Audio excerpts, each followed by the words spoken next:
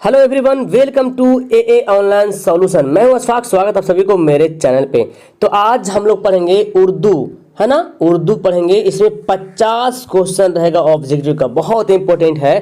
ठीक है, तो अगर आप उर्दू की तैयारी करें, यानी कि क्लास 10th में अगर आप हैं और उर्दू आपका सब्जेक्ट है, तो ये वीडियो बहुत ही अहम है। तो पूरी वीडियो को देखिए, बहुत इंटरेस्टेड है, बड़ा मजा आएगा। आप अगर उर्दू पढ़े हैं तो एज ए टेस्ट के रूप में समझ लीजिए इसको। और आपको अगर इसका आंसर पता है तो नीचे कमेंट बॉक्स पूरा खाली है ना। अपना सवाल का जवाब कमेंट कर सकते हैं, या तो फिर आपको लास्ट में 50 में कितना नंबर आता है वो मुझे कमेंट करेंगे। तो आइए स्टार्ट करते हैं। सबसे पहला सवाल है, हिंदुस्तान में गुप्त दौर को कैसा दौर कहा जाता है। बहुत अच्छा सवाल है। हिंदुस्तान में गुप्त दौर को कैसा दौर कहा जाता है। जमहूरी दौर, तरक्की पसंद दौर, सुनहरा दौर, तारीख दौर। तो हिंदुस्तान में गुप्त दौर को सुनहरा दौर कहा जाता है। क्या होगा आंसर इसका? सी करेक्ट आंसर होगा। नेक्स्ट सवाल है कि कमर जहां के वालिद का क्या नाम है। कमर जहां के वालिद का क्या नाम है। सैयद रजाउल हक, सैयद अताउल हक, सैयद जियाउल हक, सैयद अनवारुल हक। तो कमर जहां के वालिद का नाम है सैयद अताउल हक। क्या नाम है? सैयद अताउल हक। इस तरह से लिखा हुआ है, अताउल हक। ठीक है, सैयद अताउल हक। ऑप्शन इसका बी जो है वो करेक्ट होगा। नेक्स्ट सवाल आपका है कि शबनम कमाली का ताल्लुक कहाँ से है, यानी कि किस राज्य से, किस रियासत से शबनम कमाली का ताल्लुक है। बिहार से है, झारखंड से है, महाराष्ट्र से है या कश्मीर से है। तो शबनम कमाली का जो ताल्लुक है वो है बिहार से, यानी कि ऑप्शन ए इसका बिल्कुल राइट आंसर होगा। नेक्स्ट सवाल नंबर 4 देखें जी कि जेल में से शबनम सुहैल अजीम आबादी का अफसानी मजमुआ कौन है। यानी कि जो नीचे लिखा हुआ है इनमें से सुहैल अजीम आबादी का अफसानवी मजमुआ का नाम बताना है। कौन है? अजनबी चेहरे, अलाव या अनोखी मुस्कुराहट या अक्स। तो सुहैल अजीम आबादी का जो अफसानवी मजमुआ है वो है क्या? अलाव है। ऑप्शन इसका बी राइट होगा। ठीक है, क्या है? अलाव। नेक्स्ट 5 नंबर सवाल देखिए, अनोखी मुस्कुराहट किसका अफसाना है। ओके, अनोखी मुस्कुराहट किसका अफसाना है। सुहैल अजीम आबादी, निगार अजीम, कमर जहां, सैयद मोहम्मद मोहसिन। तो अनोखी मुस्कुराहट जो है ये है सैयद मोहम्मद मोहसिन का अफसाना। ऑप्शन इसका क्या होगा? डी करेक्ट होगा। अनोखी मुस्कुराहट एक अफसाना है जो किसके द्वारा लिखी गई है? सैयद मोहम्मद मोहसिन के जरिए लिखी गई है, यानी कि इन्हीं का यह है। नेक्स्ट 6 नंबर सवाल है जी, यहाँ पे देखो 6 नंबर सवाल, सैयद अहमद खान ने जेल में से किस यूनिवर्सिटी की बुनियाद डाली। सर सैयद अहमद खान, ठीक है, जेल में से यानी जो नीचे लिखी हुई है इनमें से किस यूनिवर्सिटी की बुनियाद डाली। जामिया मिलिया इस्लामिया, अलीगढ़ मुस्लिम यूनिवर्सिटी, पटना यूनिवर्सिटी, इनमें से कोई नहीं। तो बहुत ईजी सा ये सवाल है, इसका आंसर क्या होगा? अलीगढ़ मुस्लिम यूनिवर्सिटी। ऑप्शन इसका बी सही होगा। और आपको इसमें सिर्फ उर्दू का ही सवाल नहीं बल्कि ग्रामर भी है, बहुत अच्छे तरीके से समझ में आएगा। ओके, नेक्स्ट 7 नंबर सवाल है, निसाब में शामिल अफसाना कटी हुई शाख। कटी हुई शाख जो है अफसाना निगार कौन है। जो इसमें जो शामिल है आपकी किताब में, जो निसाब में शामिल मतलब आपकी किताब में जो अफसाना है कटी हुई शाख, इसके लिखने वाले कौन है। निगार अजीम, सुहैल अजीम आबादी, कमर जहां या प्रेमचंद। तो 7 का सही आंसर होगा कमर जहां। कटी हुई शाख किसका है? कमर जहां के द्वारा लिखी गई है। ऑप्शन इसका सी जो है राइट होगा। नेक्स्ट सवाल नंबर 8 देखिए क्या है जी कि कमर जहां कि एक अफसानी मजमूए का नाम, यानी कि इनमें से कमर जहां का एक अफसानी मजमूए का नाम दिया हुआ है वो आपको बताना है। चारागर, चार चेहरे, अनोखी मुस्कुराहट, आंख मिचोली। तो कमर जहां का इनमें से एक अफसाना का नाम है वो है चारागर। क्या होगा? ऑप्शन ए करेक्ट होगा, चारागर। ओके, उम्मीद करता हूं कि आप लोग को बेहतर और अच्छा लग रहा होगा पढ़ने में। नेक्स्ट है, निगार अजीम का असल नाम क्या है। निगार अजीम आबादी जिसको बोलते हैं उनका असल नाम क्या है। जहरा निगार, मेहर निगार, महोश या जर निगार। तो निगार अजीम आबादी का असल नाम ऑप्शन बी करेक्ट होगा। ठीक है, अगर लगता है कि मैं स्पीड पढ़ा रहा हूं तो आप लोग वीडियो को रोक करके आंसर सोच लीजिए पहले क्या होगा, तब वीडियो को आगे बढ़ाइए। ठीक है, ओके, तो मैं थोड़ा सा बहुत कम वक्त में दूंगा। नेक्स्ट 10 है कि आर्यभट्ट ने किस साइंसदान की रहनुमाई की। आर्यभट्ट जानते हैं जो बिहार के रहने वाले थे। तो आर्यभट्ट ने किस साइंसदान यानी कि किस वैज्ञानिक की रहनुमाई, मतलब क्या होता है? नेतृत्व जिसको बोलते हैं, क़यादत जिसको बोलते हैं। ठीक है, तो ऑप्शन देखिए, गैलीलियो है, पाइथागोरस है, टॉमस एडिसन है, अबुल कलाम आज़ाद है। तो आर्यभट्ट ने किस साइंसदान की रहनुमाई की? इसका सही आंसर होगा पाइथागोरस। पढ़ते हैं पाइथागोरस का नियम पढ़ते हैं मैथ में, तो वही बोलता है कि पाइथागोरस जो वैज्ञानिक था इनके नेतृत्व कौन करते थे? आर्यभट्ट करते थे। वही बोल रहा है कि आर्यभट्ट ने किस साइंसदान की रहनुमाई की थी? पाइथागोरस। नेक्स्ट सवाल देखें, माहे तमाम किसके कलाम का मजमूआ है? माहे कलाम जो है ये किसके कलाम का मजमूआ है? ऑप्शन यहाँ पे आपको दिख रहा होगा, परवीन शाकिर, हसन नईम, इरफान सिद्दीकी या अहमद फिराज। ठीक है, तो माहे तमाम किसके कलाम का मजमूआ है? मेहर सवाल नंबर 11 है ना, परवीन शाकिर। ऑप्शन क्या होगा? ए जो है सही होगा, परवीन शाकिर का ये कलाम का मजमूआ है। नेक्स्ट है और बहुत अच्छा सवाल है, गालिब कब पैदा हुए? गालिब की पैदाइश कब हुई? गालिब कब पैदा हुए? ऐसे भी सवाल आता है। 1797 में, 1798, 1799, 1800। बहुत ही इंपॉर्टेंट सवाल है और बहुत बार ये सवाल आया है, हर बार, क्योंकि किताब में आपका जो ऑब्जेक्टिव सवाल है वो महदूद है ना, ज़्यादा तो नहीं है, जो भी लेसन है उतने ही सवाल आएगा, उसी में से आएगा। तो सवाल ये सब अच्छा वाला सवाल है, हाईलाइटेड सवाल है, घूमते रहता है सवाल, तो इन सभी सवाल को पढ़ना बहुत ज़रूरी है। तो गालिब की जो पैदाइश हुई थी 1797 में। ऑप्शन इसका ए जो है क्या राइट होगा। नेक्स्ट देखिए 13 नंबर सवाल है, मुसहफ़ी की ज़ेर निसाब मसनवी का उन्वान बताइए। मुसहफ़ी की ज़ेर निसाब यानी कि जो आपके निसाब में दिया हुआ है, ये बताना है कि मसनवी का उन्वान का नाम बताना है। क्या उन्वान का नाम है? गुल बकावली, ज़ैनुल मलूक, और है आगाज़ दास्तान, और है गुलजार नसीम। ठीक है, तो मुसहफ़ी की ज़ेर निसाब मसनवी का उन्वान का नाम है आगाज़ हिंदुस्तान। क्या नाम है? आगाज़ हिंदुस्तान, सॉरी आगाज़ दास्तान। क्या ना, आगाज़ दास्तान। अच्छा, बहुत सारे स्टूडेंट बोलते हैं सर मुझे उर्दू पढ़ना तो आता है लेकिन लिखना नहीं आता है, और बहुत सारे ऐसे जिसको पढ़ने ही नहीं आता है।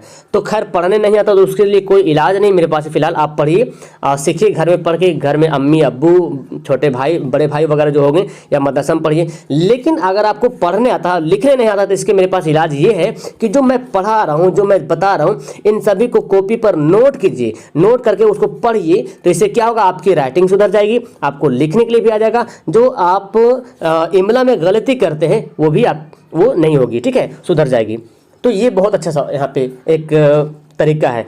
उर्दू की पहली मसनवी का कौन सा है? सहरुल बियां, कदम राव, पदम राव, ज़हरिश, फरेबिश। तो यहाँ पे देख रहे हैं ना, चार जो नाम है, सहरुल बियां, कदम राव, पदम राव, ज़हर इश्क और फरेबिश, ये चारों जो है मसनवी का नाम है। क्या है? चारों के चारों क्या है? मसनवी का नाम है। तो सबसे पहली मसनवी का नाम है कदम राव, पदम राव, यानी कि ऑप्शन इसका बी करेक्ट होगा। नेक्स्ट 15 नंबर सवाल देखिए, मुबारक अजीम आबादी के वालिद का क्या नाम था? मुबारक अजीम आबादी के वालिद का क्या नाम था? फिदा हुसैन, मजहर हुसैन, अहमद हुसैन वामिक, फिदा हुसैन वामिक। बहुत अच्छा सवाल है और बहुत बार ऐसा सवाल आया है और कंफ्यूज करेंगे आप। फिदा हुसैन तो यहाँ भी है और फिदा हुसैन ही नाम का है, लेकिन है फिदा हुसैन वामिक। ऑप्शन क्या होगा? डी होगा, फिदा हुसैन वामिक, अहमद हुसैन वामिक। तो मैं जहाँ तक समझता हूँ कि एक बार अगर इन सभी सवालात को एक बार अच्छे मन से, दिल से पढ़ लेते हैं तो फिर आपको याद रहे या ना रहे, लेकिन आप जब सवाल पढ़ोगे कि क्वेश्चन में, तो ऑप्शन देखोगे और ऑप्शन देखने के बाद तुरंत बोलोगे यस यही होगा इसका आंसर, है ना। नेक्स्ट 16 नंबर सवाल देखिए, निदा फाजली ने अपने नज़मों में समाज के किस तबका के मसाइल को उभारा है? निदा फाजली के बारे में मैं पिछले बार वीडियो बनाया था उसके बारे में, उसके बाद तफसील से मैं इसके बारे में सवाल का जवाब बताया था।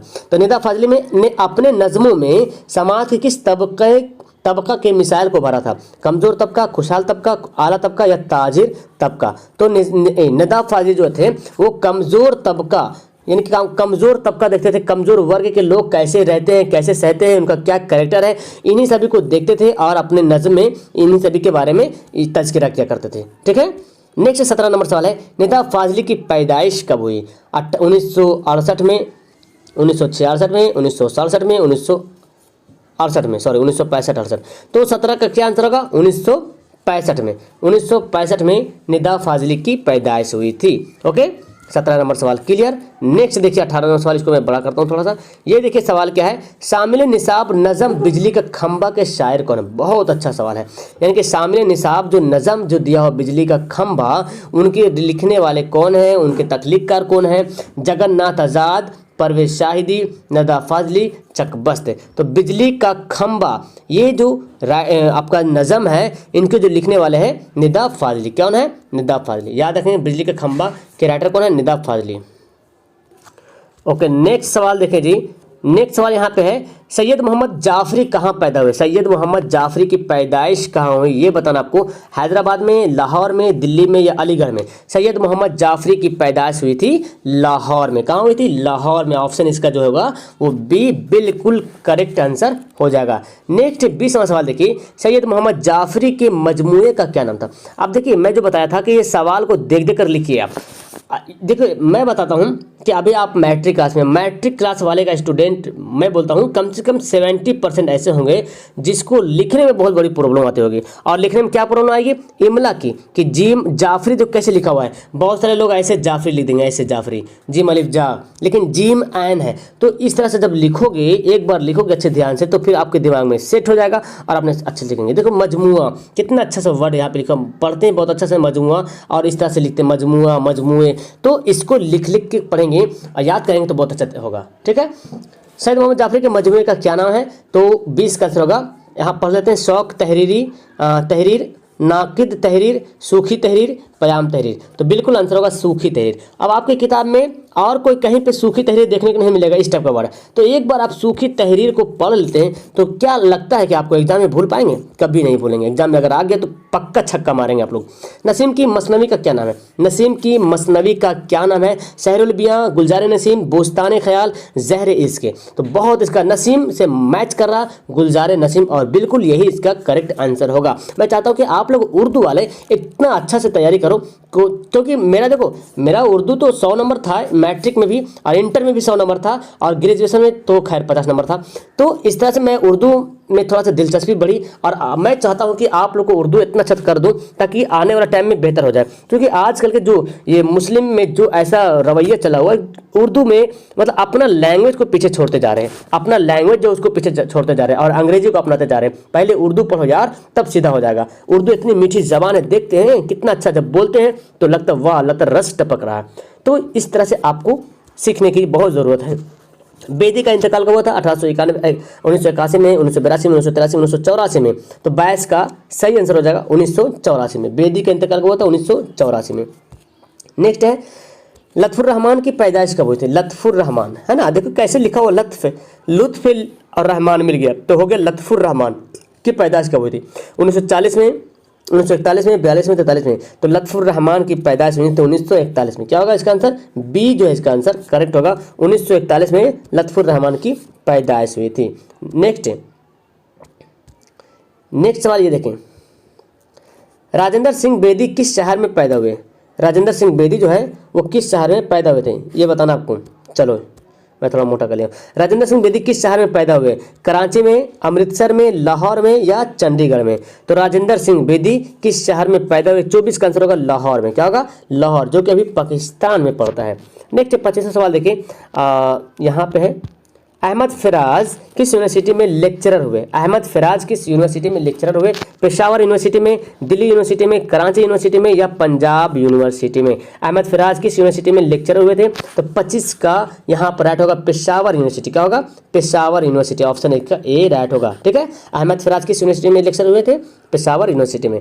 चलो नेक्स्ट है कि अहमद फराज का इंतकाल कब हुआ था? अहमद फराज का इंतकाल कब हुआ था? 2008 में, 2009, 2007, 2006 में अहमद फराज का इंतकाल कब हुआ था जी? तो इसका सही आंसर होगा 2009 में। अहमद फराज का इंतकाल हुआ था 2009 में, इसका करेक्ट आंसर हो जाएगा। नेक्स्ट सवाल है, अभी कहीं जाने की जरूरत नहीं, 50 सवाल टोटल बताया ना, 50 सवाल इसमें है और बड़ा मजा आएगा। ओके, नेक्स्ट है, सुहेल अजीम आबादी की पैदाइश कब हुई थी? सुहेल अजीम आबादी की पैदाइश कब हुई थी? 1910 में, 1915 में, 1917 में, 1911 में। सुहेल अजीम आबादी की पैदाइश कब हुई? तो 27 का आंसर होगा 1911 में। क्या होगा? 1911 में सुहेल अजीम की आबादी की पैदाइश हुई थी, यानी कि ऑप्शन इसका डी जो है वो बिल्कुल करेक्ट हो जाएगा। नेक्स्ट सवाल है, मेहदी अफादी यूपी के किस शहर में पैदा हुए? मेहदी अफादी यूपी के किस शहर में पैदा हुए? गोरखपुर में, लखनऊ में, इलाहाबाद में, अलीगढ़ में। ओके, तो मेहदी अफादी यूपी के किस शहर में पैदा हुए? 28 का सही आंसर होगा गोरखपुर में। क्या होगा? गोरखपुर, यानी कि ऑप्शन जो इसका ए जो होगा वो बिल्कुल करेक्ट आंसर होगा।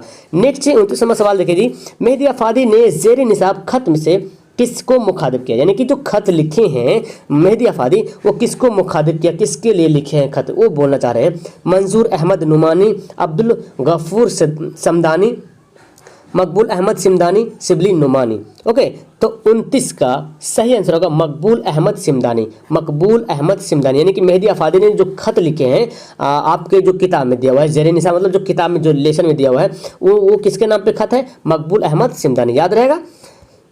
अब देखिए आपको यहाँ पे महमूद मकबूल अहमद सिमदानी ही याद रखना। सिमदानी देखो यहाँ पे भी है, अब्दुल गफूर सिमदानी, तो सिमदानी से यहाँ पे याद रखना कि मकबूल अहमद सिमदानी।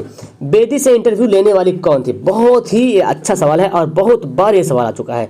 कौन का है? ऑप्शन देखें, असमत चुगताई, कुरतुल आइन हैदर, मोहसिना किदवाई, रशीदा बेगम। तो बेदी से इंटरव्यू लेने वाली कौन थी? तो इसका आंसर होगा 30 का जो आंसर होगा वो होगा ऑप्शन नंबर ए, असमत चुगताई, है ना, असमत चुगताई।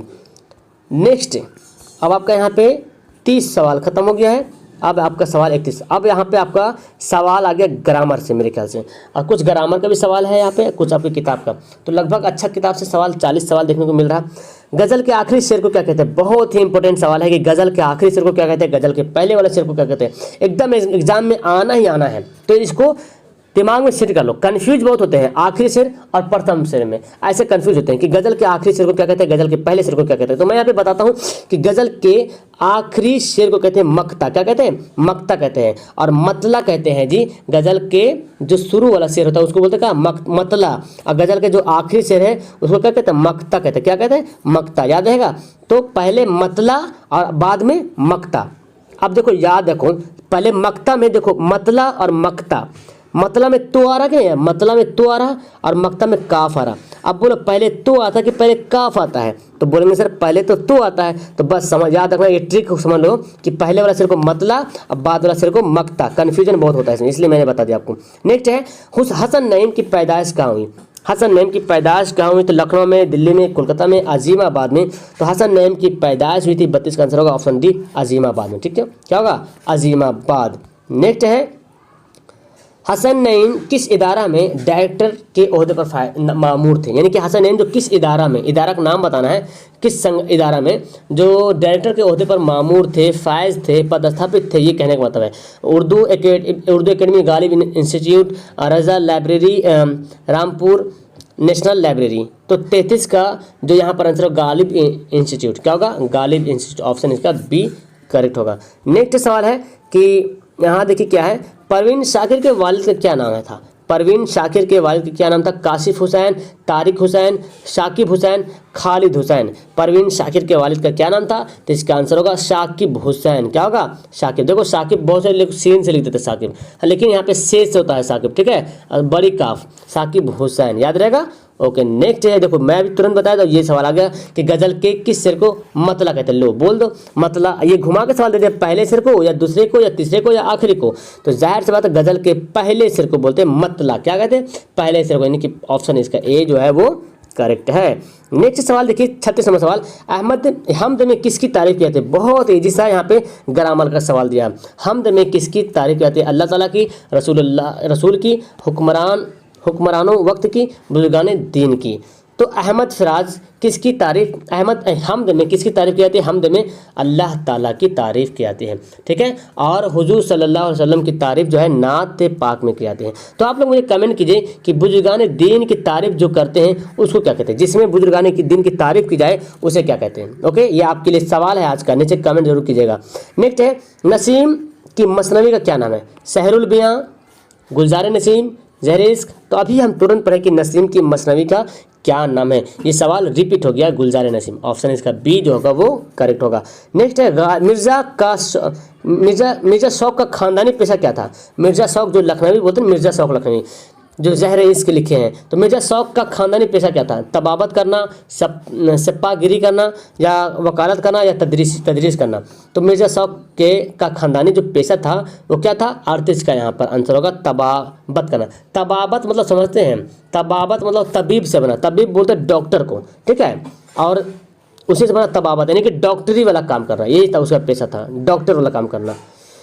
नेक्स्ट है, गालिब के वालिद का क्या नाम था? बहुत ही इंपॉर्टेंट सवाल है और हर साल एग्जाम में आया है। 2019 में भी आया है, 2020 में भी आया है, मतलब हर साल आया है। मतलब डेट यहाँ पे लिखेंगे तो डेट भर जाएगा, लेकिन ये सवाल हर साल आता है। ठीक है, गालिब के वालिद का नाम क्या है? नसीरुल्लाह बेग, अब्दुल्ला बेग, हमीदुल्लाह बेग। तो यहाँ पे वालिद का नाम दिया ना, वालिदा का नाम एक आता है, एक वालिदा का नाम भी आता है। तो पहले बताओ गालिब के वालिद का क्या नाम था? 39 का आंसर होगा अब्दुल्ला बेग। क्या होगा? अब्दुल्ला बेग। और इनका वालिदा का क्या नाम पता है?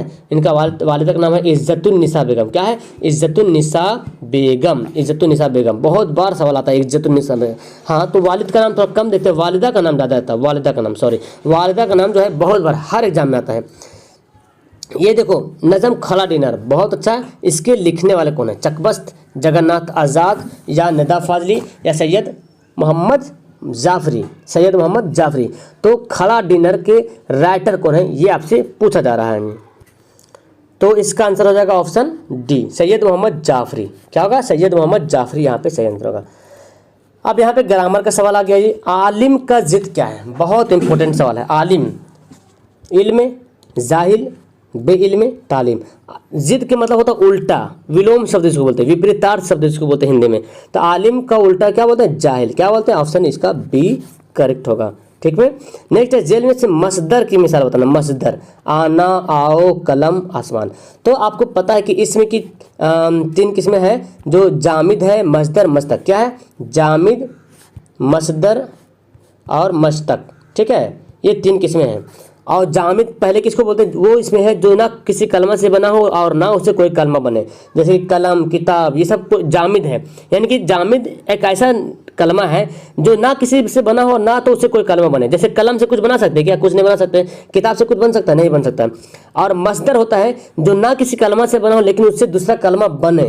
जैसे आना, आना से बनेगा कि आने वाला बनेगा ना, जाना, जाने से जाने वाला बन जाएगा, खाना से खाने वाला। और एक होता है मस्तक। मस्तक बोलते हैं वो इसमें है जो खुद ना किसी जो खुद किसी कलमा से बना हो।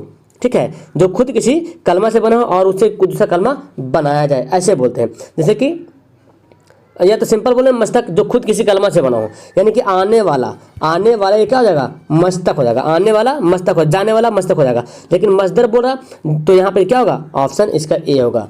अब देखो, आओ, आओ यहाँ पे नहीं, कलम तो कुछ नहीं, इससे कुछ बना नहीं सकता, आसमान से भी कुछ नहीं बना सकता, ये सब जामिद हो गया। ठीक है। और आना जो हो गया ये क्या हो गया? मसदर हो गया। अगर आता खेलना, ठीक है, तो खेलना क्या हो गया? मसदर हो गया। और खेलने वालों को क्या बोलते हैं? खिलाड़ी कहते हैं ना, खिलाड़ी। तो खिलाड़ी क्या हो जाएगा? मस्तक हो जाएगा। या खेलने वाला, खेलने वाले भी क्या खिलाड़ी बोलते हैं। चलो नेक्स्ट आपका सवाल 43 सवाल है, यहाँ पे छोटा करते हैं। जिनमें से ज़मीर की मिसाल बताए। ज़मीर कौन है? तुम, अहमद, खाना। यहाँ ज़मीर बोलते हैं जी प्रोनाउन को। क्या बोलते हैं? प्रोनाउन को। प्रोनाउन किसको बोलते हैं? हिंदी में जानते हैं प्रोनाउन, जिसको हिंदी में बोलते हैं सर्वनाम। मैं, तुम, वह, नाउन के बदले जो इस्तेमाल होता है उसको बोलते हैं ज़मीर। याद रखना। तो यहाँ पे क्या आंसर होगा? ऑप्शन इसका ए होगा राइट, है ना। तुम क्या है? ज़मीर है। और ये अहमद तो सब नाउन हो गया, खाना पीने वर्ब हो गया, यहाँ वहाँ ये सब अलग हो गया। ठीक है। इसमें मारफा की कितनी किस्में हैं? इसमें मारफा, इसमें नकरा, इसमें मारफा। जामिद की 2 किस्में हैं। जामिद की 2 किस्में हैं, इसमें मारफा और इसमें नकरा। तो बोला इसमें नकरा की कितनी किस्में? 2, 5, 7, 10। तो इसमें नकरा की जो है वो 7 किस्में। कितनी किस्में? 7 किस्में, याद रखना। ठीक है, 7 किस्में इसमें मारफा की किस्में, सॉरी, इसमें मारफा की 7 किस्में हैं। नेक्स्ट है वो इसमें मारफा जिससे किसी इसम की ज़र्फ़ इशारा किया जाए। वो इसमें मारफा जिससे किसी तरफ जो इशारा किया जाए उसको क्या कहते हैं? तो इसमें मौसूल, इसमें इशारा, इसमें नकरा, इसमें इनमें से कोई नहीं। तो जाहिर सी बात है जिससे किसी चीज़ का इशारा किया जाए उसको क्या बोलते हैं? इसमें इशारा। वो इसमें मारफा का ही किस्में है। ठीक है, इसमें इशारा हो जाएगा आंसर। नेक्स्ट है 9, 2, 11 होना। इसका मतलब क्या समझते हैं? तो ये 9, 2, 11 क्या है? मुहावरा है या मिसरा है या ज़रबुल मिसल है या फ़ुकरा है? तो 9, 2, 11 का मतलब क्या होता है? मुहावरा है, भाग जाना। ठीक है। तो लास्ट टाइम देखना ना लिखा रहेगा, आंखें लाल करना, गुस्सा होना, ऐसे लिखा रहेगा, समझ लो मुहावरा है। लास्ट टाइम ना जरूर लिखा रहेगा। ठीक है। आंखें लाल पीली करना, आंखें बिछाना, इस तरह बोलते हैं ना। तो 9, 2, 11 होना ये भी क्या? मुहावरा। ऑप्शन ए हो जाएगा। नेक्स्ट है जेल में मुहावरा की मिसाल कौन बताए? मुहावरा कौन है? देखो मैं भी बताया तुरंत और आप पहचान लोगे। यहाँ आओ, क्या बात है, नाच ना जाने आंगन टेढ़ा, आब आब होना, अब देखो ना किसमें लग रहा, आब होना, आब होना का मतलब शर्मिंदा होना, पानी पानी होना उसको बोलते हैं हिंदी में ना। आब होना मतलब शर्मिंदा होना, पानी पानी होना। तो जिनमें से मुहावरा की मिसाल कौन है, आब होना। ऑप्शन क्या होगा, डी। और ये देखो नाच ना जाने आंगन टेढ़ा, ये पता है क्या है, ये लोकोक्ति इसको बोलते हैं हिंदी में, और उर्दू में बोलते हैं जरबुल मिसले। क्या बोलते हैं, जरबुल मिसले। आंख आंख, ये नाच ना जाने आंगन टेढ़ा, इस तरह से बहुत सारा जरबुल मिसले इस्तेमाल करते हैं, है ना। नेक्स्ट, करना से इसमें आला बताइए। करना का मतलब क्या होता है, करना से इसमें आला, आला बोलते हैं जिससे सामान, जो औजार का नाम होता है उसको बोलते हैं इसमें आला। तो औजार यहाँ पे कौन है, कराना, करूनी, करान या करनी। तो यहाँ पे आला कौन है, आला का मतलब क्या होता है, सामान, औजार। तो करनी क्या है, सामान है। करनी समझते हैं, जो लेबर मिस्त्री, जो मजदूर जो काम करते हैं, जो मिस्त्री जो घर बनाते हैं, उसके पास देखते हैं करनी रहता है, इस तरह से बना हुआ ना, करनी रहता है, जिसको हाथ में लेते हैं और फिर उसे क्या कहते हैं, सीमेंट वगैरह लेके मसाला भी उससे बनाते हैं, उसको बोलते हैं करनी। तो करनी क्या हो गया, औजार हो गया। तो इस तरह आपका आंसर क्या होगा, ए। तो याद रखना इसमें आला में औजार का नाम रहेगा, ठीक है। नेक्स्ट आपका है एक तीर से दो शिकार। देखो ये क्या बोलते हैं, इसका मतलब क्या होता है, एक तीर से दो शिकार। सबसे पहले तो ये जानो ये क्या है, मुहावरा है या जरबुल मिसल है। तो ये है जरबुल मिसल। क्या है, जरबुल मिसल है, क्योंकि इसमें आखिर में ना नहीं आ रहा, जरबुल मिसल है। याद रखें। तो एक तीर से दो शिकार का मतलब क्या होता है, एक तीर से दो शिकार करना, तीर एक होना, एक साथ दो काम करना, इनमें से कोई नहीं। तो 49 का आंसर होगा एक साथ दो काम करना। बोलते ना एक तीर से दो शिकार, एक साथ दो काम कर दिए, ठीक है। अब ये है वो नज़म जो तीन मिसरों पर मुश्तमिल हो। जो तीन मिसरों पर नज़म मुश्तमिल हो उसको क्या कहते हैं, वो नज़म जो तीन मिसरा हो। जैसे कि एक लाइन, दो लाइन, तीन लाइन, इसको बोलते हैं मिसरा। तीन मिसरा हो तो उसको क्या कहते हैं, मुखम्मस, रुबाई, कित्ता, मुसल्लस। तो इसका सही आंसर होगा मुसल्लस। मुसल्लस मतलब क्या होता है, तीन। मुसल्लस का मतलब होता है त्रिभुज, इसका मतलब होता है त्रिभुज। आप पढ़ते हैं ना मुसल्लस, सलासा पढ़ते हैं नमाज में, पढ़ते हैं सलासा बोल के, तो यहाँ पे इस तरह से आ जाएगा। और आ जाएगा वो नज़म जो चार मिसरों पे हो तो रुबाई। क्या बोलेंगे, रुबाई। क्या बोलेंगे उसको, रुबाई बोलेंगे, ठीक है। इस तरह से आपका यहाँ पर जो है आपका 50 सवाल मैं क्लियर कर दिया हूँ।